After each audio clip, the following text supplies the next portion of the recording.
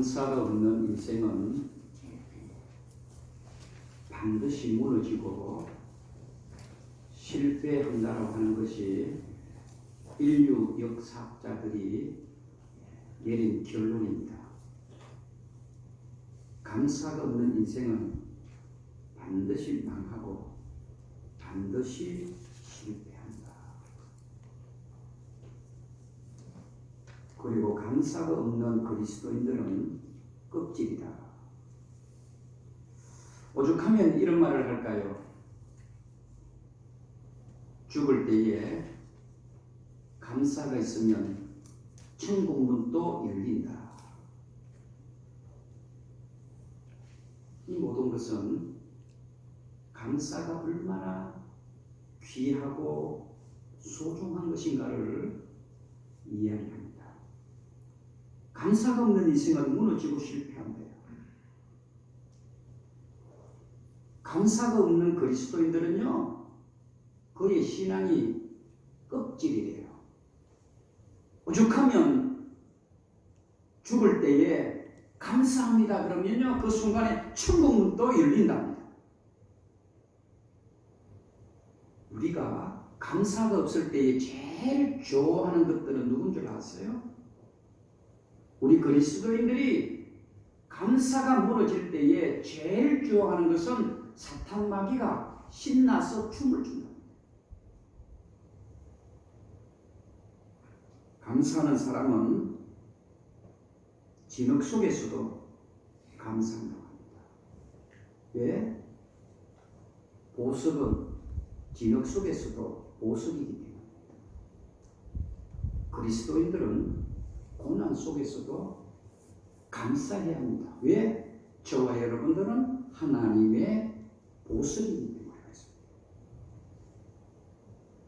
감사가 없다면 어떤 사람이 이렇게 말을 했습니다. 저는 어느 정도 동감을 합니다. 감사가 없다면 그 사람에게는 지금 점점 죽음의 어두움이 몰려오고 있는 중이다. 감사가 없다면 지금 죽음의 어두움이 지금 몰려오고 있대요. 자, 그럼 여러분 감사가 넘치고 있으시고 감사를 하고 계십니까? 이미 감사가 없는 시대가 되어져 버렸잖아요. 오늘 본문의 히스기야 왕에 대한 이야기입니다. 히스기야 왕, 유다의 13대 왕입니다. 유다를 29년 동안 통치하면서 개혁의 왕이라고 이렇게 성경에 기록하고 있습니다. 히스기야 그러면 개혁입니다. 하나님이 좋아하는 것들을 엄청 많이 했던 왕이 히스기야였습니다. 그리고 반대로 그의 선왕, 하나님 앞에 참 못된 짓을 많이 했거든요. 성전의 문을 닫아버렸거든요. 그리고 성전에 있는 모든 등잔이죠, 싹 다 꺼버렸어요. 성전을 돌보지 않았습니다. 성전에 거미줄이 많았어요. 그런데 이 히스기야 왕은 왕이 되자마자 성전의 문을 열고요, 성전을 새롭게 싹 다 리모델링을 하고요, 꺼져 있는 등불을 이 히스기야 왕은 새로 밝혔던 왕이 히스기야 왕입니다. 그럼 오늘 본문으로 돌아갔어요. 그리고 어떻게 했느냐? 오늘 본문에 그는 하나님 앞에 감사 예물을 드리고 감사 예배를 드렸습니다.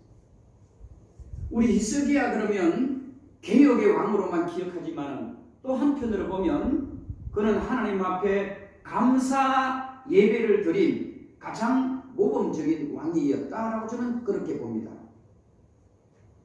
우리 선한 목자교회 모든 성도들 마찬가지입니다.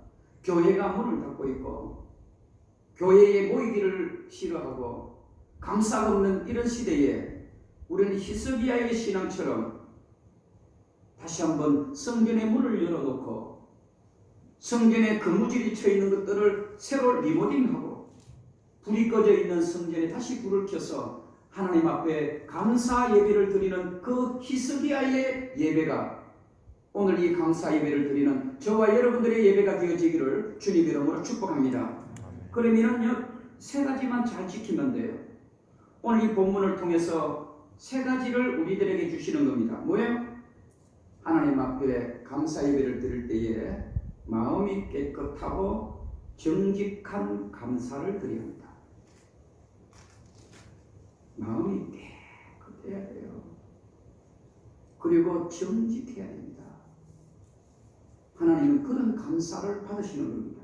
왜요? 오늘 본문이 31절에 보시면 그 이야기를 히스기야가 하고 있습니다. 이제 스스로 몸을 깨끗게 하여 여호와께 드렸으니 마땅히 나와 제물과 감사제물을 여호와의 전으로 가져오라니 회중에 제물과 감사제물을 가져왔다라고 이야기합니다. 하나님 앞에 감사제물을 드릴 때에 거짓이 없고 마음이 깨끗하고 정직함으로 하나님 앞에 감사를 드려야 합니다. 우리 속에 감추어져 있는 더러운 죄로 감사할 수 없다는 말입니다.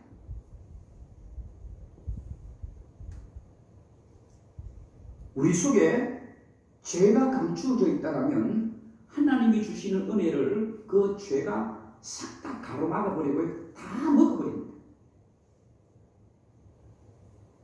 우리 속에 가장 작은 죄가 하나가 있어도요, 우리 속에 죄가 하나만 있어도 하나님이 주시려고 하는 모든 은혜를 다 차단시켜버려요. 그리고 다 갉아먹어버려요.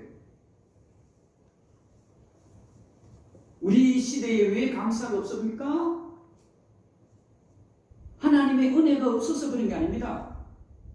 내 속에 감추어져 있는 죄가 하나님의 은혜를 가로막아 버렸기 때문에 싹 다 갉아먹어버려요. 농사를 지어 보신 분들은 아실 겁니다. 한 마리의 벌레가 있으면요, 그 주위에 있는 모든 것들을 다 갉아먹어버려요. 싹 다 갉아먹어버려요. 우리의 마음속에 죄가 있으면 아무리 좋은 것도요 다 차단시키버리고요 싹 다 갉아먹어버려요. 그래서 어떤 의학자가 이런 말을 하더라고요. 저는 또 여기에 어느 정도 동감을 합니다. 암이 생기거나 불치병이 생기면 그에게 어떤 좋은 약보다도 감사의 약이 투입되어지면 이게 실제로 그렇게 맞대요. 감사라고 하는 것들이 들어오게 되면 좋은 세포가 100배로 늘어납니다.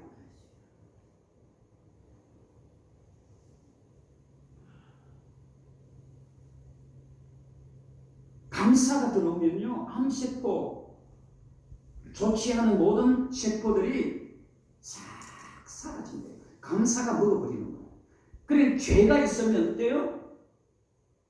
감사를 삼켜버리지만은 우리 속에 감사가 있으면 암세포까지도 싹 다 제거할 수 있대요. 저는 여기 어느 정도 일리 있다고 봅니다. 조선조 말에 이상제라는 훌륭한 분이 계셨습니다. 이상제라는 분입니다. 제 친구 이름과 똑같네요. 이상제라는 분이에요. 조선조 말에 선교사님이 좀 그 당시에 동네의 어른들에게 비누를 다 선물을 했대요. 그 당시 우리 대한민국에는 조선 시대에는 비누라는 것이 드물었잖아요. 그건 얼마나 귀한 선물인지 몰라요. 비누는 뭐 하는 겁니까? 우리의 때를 씻는 거 아닙니까? 선교사가 이 이상제라는 분에게도 비누를 선물을 했대요. 그런데 이 이상제라는 선생님은 그 비누를 보자마자 껍질을 벗겨서 칼로 자르기 시작하는 거예요. 많은 분들이 그 모습을 봤습니다. 참 아끼 쓰려고 하는가 보다. 비누를 잘라서 쓰는가.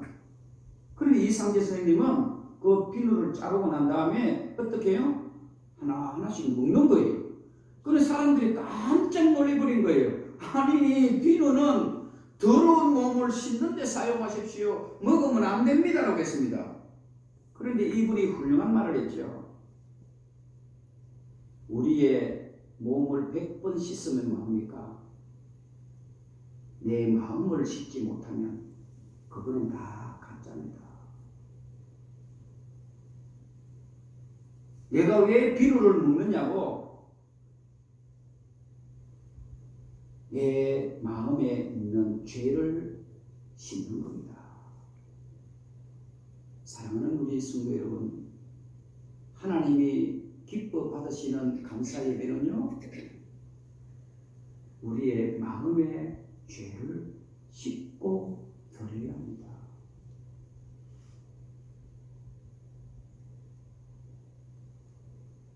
또한 오늘 이 본문을 통해서 두 번째로 살펴볼 수 있는 것은 하나님 앞에 감사 예배를 드릴 때는 스스로 자원하는 마음으로 드려야 돼요. 누구 눈치 보고 드리면 안 돼요. 아마 여러분들이 오늘 감사 헌금을 드렸을 것입니다. 누구 눈치 보고 드리는 거 아니에요. 스스로 마음의 신령과 진정으로 우러나오는 마음으로 우리가 감사 예배를 드려야 합니다. 예배만 그런 게 아닙니다. 기도도 그렇습니다.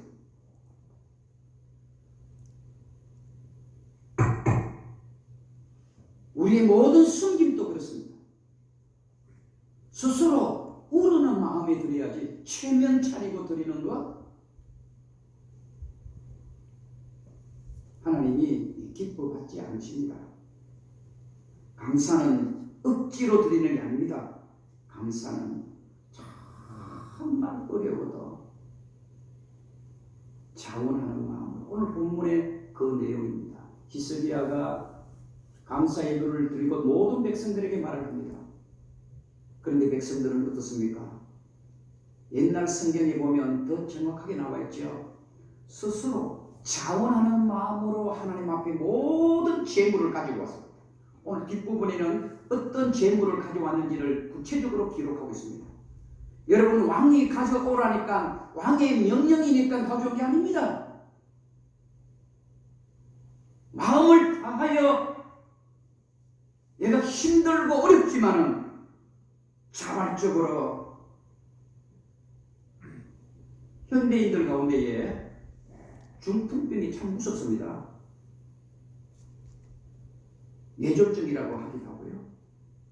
요즘은 치매가 더 무섭기도 합니다.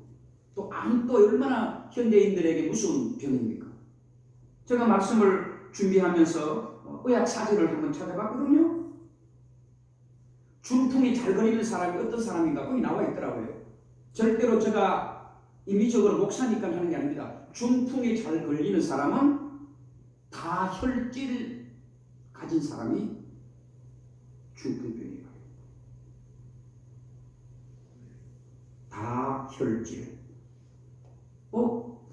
목사님에게도 있는 것 같은데 중풍병 걸릴 확률이 높아요. 아니, 제가 이야기하는 거 아닙니다.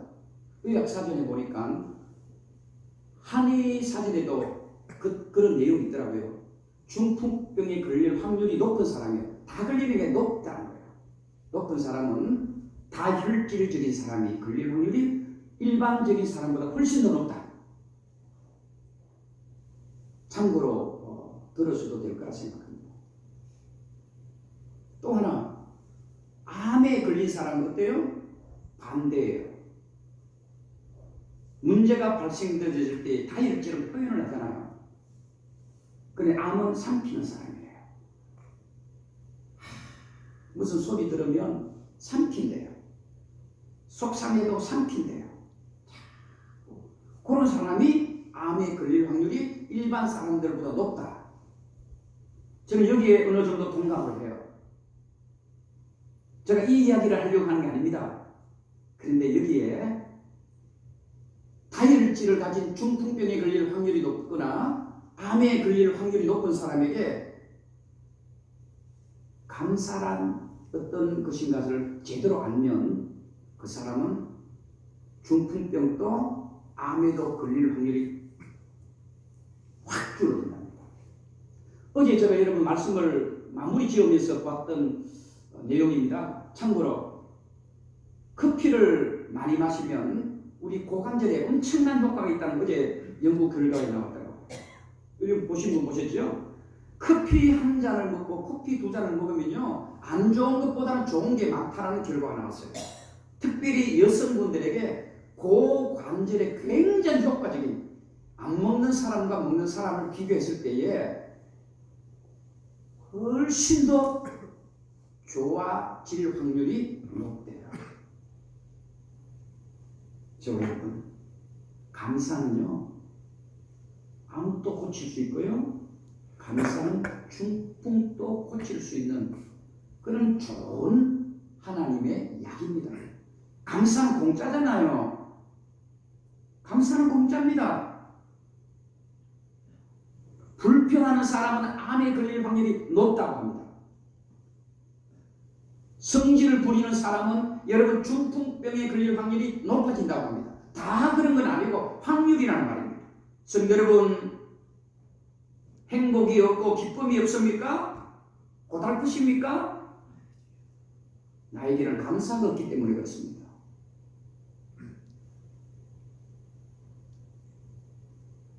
어떤 분이 50의 나이에 두 다리를 잃어버렸어요. 또 왼팔까지 잃어버렸어요. 이 정도면 인생 살고 싶은 마음이 없잖아요. 두 다리 없이 오른손 하나밖에 없어요. 살고 싶으시겠어요? 그런데요, 그의 입술에는 항상 찬송이 넘쳤어요. 웃음이 넘친 거예요. 그 찬송이 우리 이따 나중에 부를 542장이거든요. 실제로 이 분이 있어요. 구주 예수 지함이 심히 기쁜 일일세. 남들이 물었습니다. 아니, 두 다리도 못 쓰고 한쪽 팔도 못 쓰는데 왜 그렇게 감사가 있고 웃음이 있고 그렇게 행복해 합니까? 하니까 이 사람이 하는 말입니다. 예, 뜻을 잃었습니다. 내 몸뚱아리 때문에 나와 결혼해 주려고 하는 여성도 없습니다. 결혼도 못했으니 당연히 자녀도 없습니다. 부모도 나를 병신 취급하고 나를 갖다 버렸습니다. 나에게는 아무도 없습니다. 그런데 영원토록 나와 함께 해주시겠다는 한 분이 계시는데 그분이 예수님 아닙니까? 그분이 계시는데 내가 얼마나 기쁨이겠습니까? 그분이 바로 542장을 늘 찬송을 했습니다. 감사가 있는 거예요. 다리가 없어도 팔이 없어도 감사할 수 있는 것은 무엇입니까? 하나님이 기뻐 받으시는 감사 예배는 최면으로 하는 게 아닙니다. 억지로 하는 게 아닙니다. 스스로 자원하여 나를 구원해 주시고 나를 천국으로 인도해 주실 그분이 계시면 됐잖아요. 말씀을 맺으려고 합니다. 하나님이 기뻐 받으시는 감사는 어떤 감사예요? 섬김과 희생의 감사 예물을 드려야 됩니다. 여기 감사 그럴 때에 또 희생 그럴 때에 또 재물 이렇게 이야기할 때에 우리가 잘 기억해 보시면 됩니다. 여러분 32절에 보시면 이스라엘 유대 백성들이 얼마나 많은 재물을 갖고 왔는지 여러분들 이렇게 구체적으로 기록 안 해도 되거든요. 쉽게 예를 들면 엄청 많이 갖고 왔다라고 이 정도로만 기록하면 돼요. 그런데 구체적으로 낱낱이 기록하고 있습니다. 보세요. 소가 몇 마리죠? 소가 몇 마리입니까? 고금석 장로님? 70마리지 무슨 3,000마리예요. 저분은 졸고 있는 거예요. 수양은 몇 마리예요? 100마리예요. 어린 양이 몇 마리예요? 200마리예요. 감사 제물은 여러분 뒤에 보세요. 소가 무려 몇백 마리요? 600마리요. 양이 3,000마리나 되니 제사를 맡은 사람이요 감당이 안 되는 거예요. 그래서 보조요원까지 심을 만큼 여러분 이게 잘 보세요. 이 성경의 배경을 보면요 이것이 얼마나 큰 은혜인가를 알게 됩니다. 히스기야 왕이 지금은 세워졌지만은요 이전에 왕이 악한 정치를 했습니다. 그걸 보시면 오늘 드려지는 이 예물이 여러분 절대로 이렇게 드릴 수 없습니다.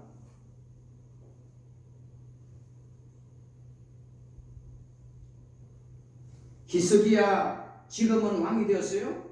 개혁을 통해서 백성들에게 희망을 주었죠. 성전을 새로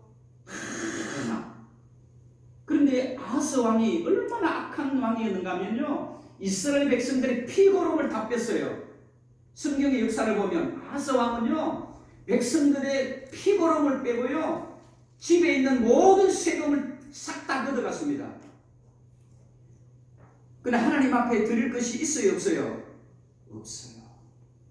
그리고 보고 이 본문을 보면 여러분, 이스라엘 백성들이 얼마나 하나님 앞에 모든 것을 드렸다고 봐요. 진짜 모든 것을 드린 거예요. 이거는 뭘까요? 희생과 섬김입니다. 저는 오늘 본문의 말씀을 준비하면서 이런 생각이 들더라고요. 여러분들 하나님 앞에 감사합니까? 감사한 만큼 하나님은 우리들에게 주셔요. 여러분들이 열을 감사하면 하나님은 열을 주시고요, 여러분 정말 힘들고 어려워도 100을 감사하면 하나님은 100을 주시는 거예요. 오늘 이스라엘 백성들 히스기야 왕이 억지로 드리라고 말하지 않았습니다. 그럼에도 불구하고 이스라엘 백성들은요, 정말 드리기 힘든, 너무너무 힘든 어려운 가운데서도요, 오늘 본문의 배경을 보시면 가져온 재물을 계산하는 사람들이 모자랄 만큼 풍성했다는 말입니다. 그 말은 그만큼 희생을 했다는 말입니다. 이게 재물이라는 단어를 보시면 우리가 쉽게 이해, 재물이라는 단어는 히브리어로 제바힘이라는 뜻입니다. 제바힘이에요. 제바힘이라는 말을 여러분 바꾸서 말할까요? 재물, 죽음과 같습니다. 여기 재물이라는 것은 희생이라는 말과 같습니다. 이 이스라엘 백성들, 유다 백성들이 감사 예물을 드릴 때에 그 재물이 어떤 재물입니까? 희생의 재물이에요. 하나님이 기뻐 받으시는 감사 예물은 그런 겁니다. 성도 여러분, 감사 예물을 드리거나 감사 예배를 드릴 때에 너무 세상 계산기를 두드리지 마세요. 그래. 이번 추수감사 예배 때는 내가 조금 버겁고 조금 힘들어도 하나님 앞에 좀 감사해야지. 제 원고 속에 이렇게 기록되어져 있습니다. 또 감사드리네. 또 봉투 준비해야 되겠네. 이렇게 생각하지 마시고 드디어 감사절이 되었구나 라고 하는 이런 믿음이 하나님이 기뻐하십니다. 또 감사절이네. 또 한 달 생활비 줄어들겠네. 감사의 예물을 얼마나 드릴까 이런 생각보다는 드디어 감사 예배가 되었구나 라고 하는 이런 감사를 우리 하나님은 기뻐받지 않으실까요? 일본의 테레사 수녀라고 할 만큼 유명한 한 여인이 있습니다. 다마키라고 하는 여성입니다. 평생 나병 환자의 생명을 바쳤던 사람입니다.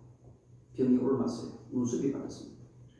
그리고 눈이 멀어졌습니다. 그래서 그는 감사했습니다. 하나님, 눈썹 하나가 얼마나 소중한 것을 이제야 알았습니다.